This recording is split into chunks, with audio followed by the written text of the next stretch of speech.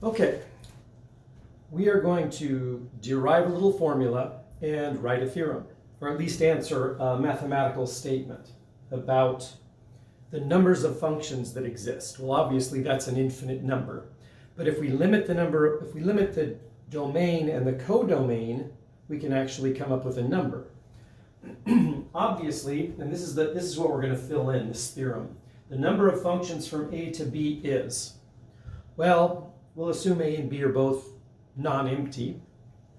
If either one of them is infinite, well, then we don't have a number, we have infinitely many functions.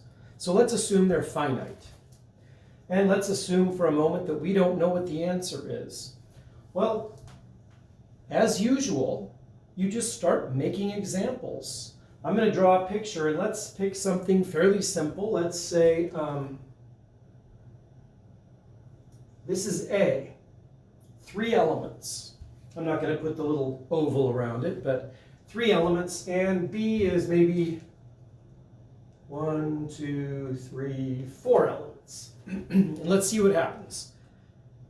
Maybe you have an idea how many functions there are already, but let's just check it out. All right, if I have a function f from A going to B, that means I've got 3 choices here, but how many choices for, and if this were a little f of A, say, how many choices do I have for f of A? Well, let me draw them. One, it could be that, or f of A could be this one, or that one, or that one. So for the first one, A, I have 4 choices. And maybe, well, I'm going to go ahead and use little b and little c, since we only have 3 items in the set A. How many choices do I have for B? Well, f of B could be that one, f of B could be that one, f of B could be that one, f of B could be that one. And then similarly for C, we've got 1, 2, 3, and 4. All right, so how many functions did we define? Well, I could map A to 4 different values.